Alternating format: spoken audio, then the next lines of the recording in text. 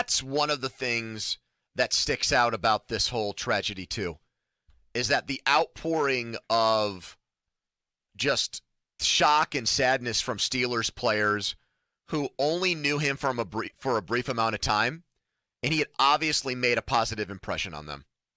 You know, when his last stint or last stop was cut short because of the way he carried himself and comments and criticisms of that, and now you hear Steelers players rave about him, and it's like the exact opposite.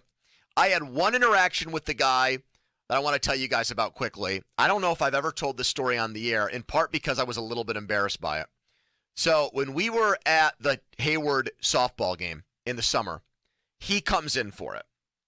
And he's on the other team. But we're all getting ready in the Wild Things clubhouse. And he's there, and he's got one of those golf bucket hats on, and he's just letting loose and everything. And I forget, it might have been Moats. Moats introduces me to him. And in that brief moment, he gave one of those smiles that you've seen, countless smiles that you've seen in the last couple of days, and almost a nervous laugh. And I could tell in the brief interaction that he knew that we were so gung-ho as a show on his trajectory that we were like fanboying out for him. We were the fan club of the Dwayne we were the Haskins fan club. And I could tell that he was a little bit embarrassed by it, but also just from the way he talked to me, I could tell that he was appreciative that somebody had his back. Yes, that after how things ended in Washington, that he was surprised that somebody in Pittsburgh would be rooting for him the way that we were.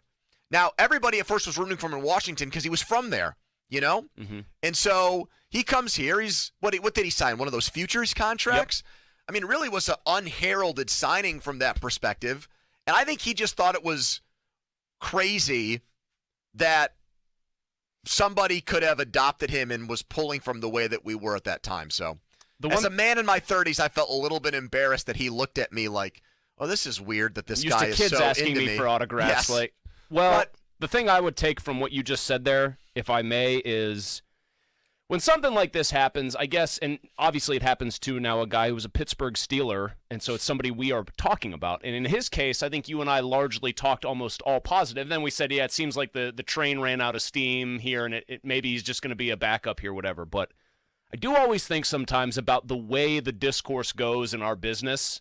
And sure, whenever something like this happens, you immediately, if you do our job, go there. I say, am I too personal in general sometimes when I get frustrated with the player? We've had Steelers. The Steelers are always in the news, and guys are always making headlines, and sometimes they're not always good. And then, for me at least, I don't know about you, am I doing a fair service? Because what really jars me about it is, I think, am I being too harsh to certain players, especially down the line guys?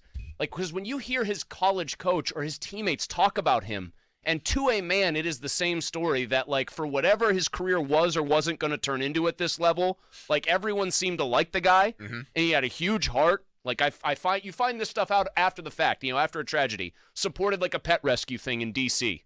Was, like, big into that. You don't know that about him if you're, like, sitting here doing our jobs because there's no reason to go hunting for that information. Yeah.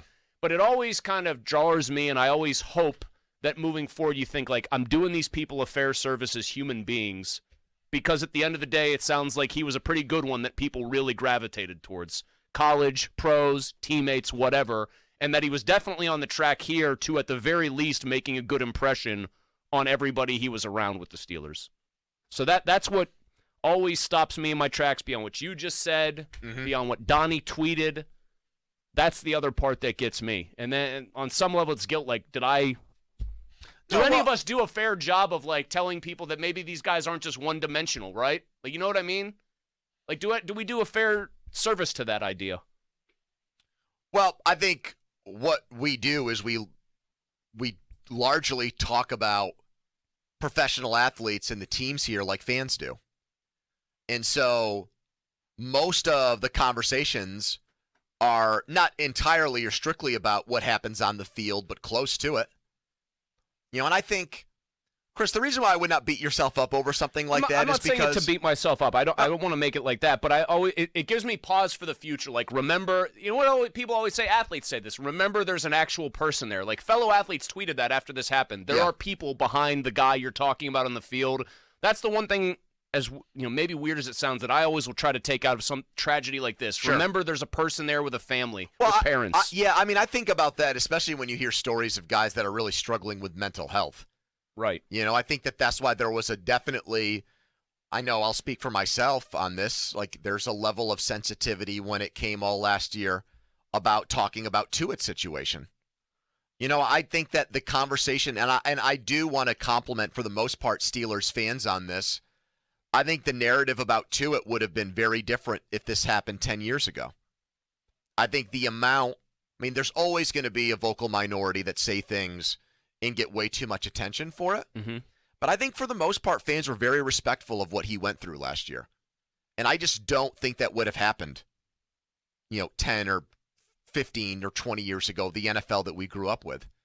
So I do think that there's progress there. I think that, I think a lot of the athletes do understand that when they're getting paid what they are and they're in the public eye, that if we make pronouncements or if we render opinions about them on the field, even if they are explosive ones, I think they get that. The stuff that's hard with Haskins is a lot of the conversation about him, frankly, was about off-the-field stuff, because that's how his career basically ended in Washington. So that's the tough part of it, right? Like, that, and then people rush to judgment about a guy. And then you hear after the fact that it sounds like he was actually a really good dude. Yeah, that would struggle the way anybody might if they were playing for their hometown team with pressure. You put it very well there. This is what I don't want to do in the future. That maybe I and other people do this a lot. Maybe fans do it a lot. You say we talk the way fans do. I think fans get wrapped up in this. That maybe the idea that it ended poorly in Washington, you'd immediately conflate that with, if he wasn't ready to handle it, like.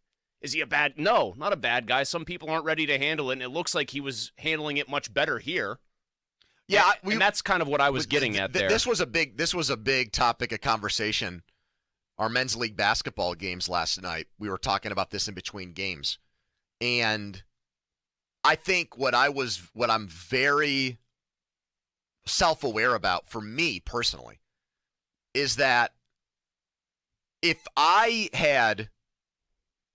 somehow had this incredible physical talent or natural talent to throw a football better than 99.9% of people, and I was a first-round draft pick at 20 or 21 or 22 years old, I am convinced, given how my life story goes, that I would have peed it away. I know that.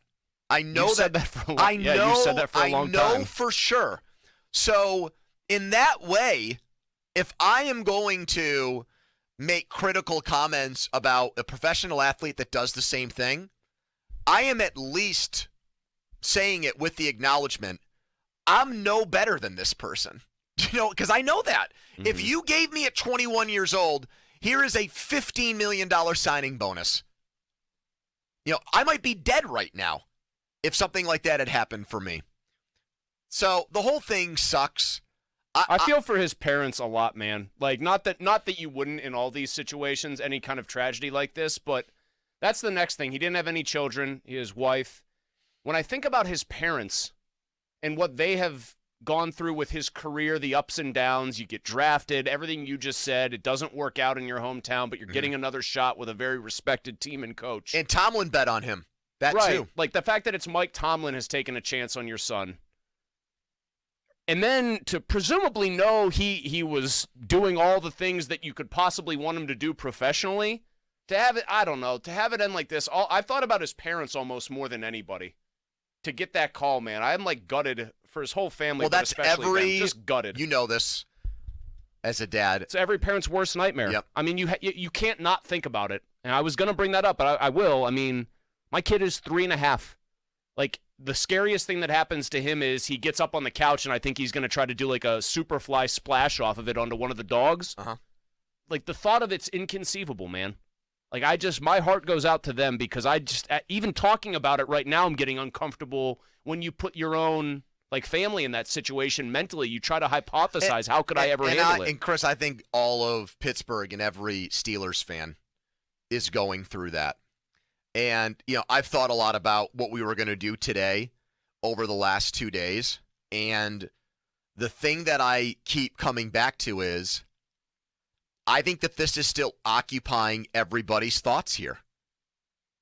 I just think that we had a fun day Saturday at the Blue Gold game, and everyone, like Pat Narduzzi, just, everybody you'd run into, you'd just make small talk, whether it was him, whether it was anybody else, just said, man, just kind of shaking their heads in disbelief, right? Would you not describe that scene? I would 100% describe it that way. I mean, everyone.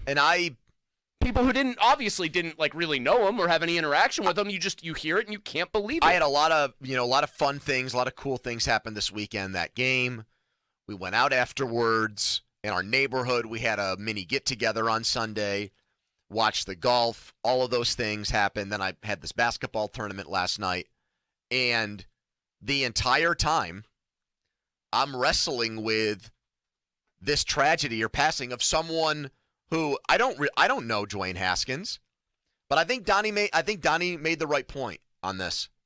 Everybody can put themselves in either his shoes, his late shoes, or the people that know him.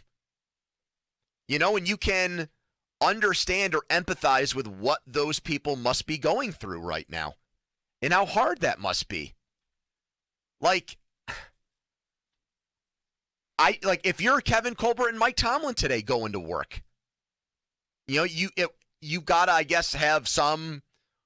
You're still bringing these players in for job interviews. It's the buzzing thing in the back of your mind the whole time. Like, I don't know about you guys, I just think of, like, was there any time when you're younger? I mean, Donnie, you're still pretty much in that age wheelhouse, but Pony, I mean, maybe this would resonate more with you. Like, whenever you did something dumb and you think about, like, well, how could it have gone differently and bad for me, maybe? I'm not even talking about something major, just something that maybe you got, you slipped and fell, whatever. You were drunk leaving a bar, anything like that. Mm-hmm. And it didn't go bad. And then I always think, like, how easily it could. That's the other part of this.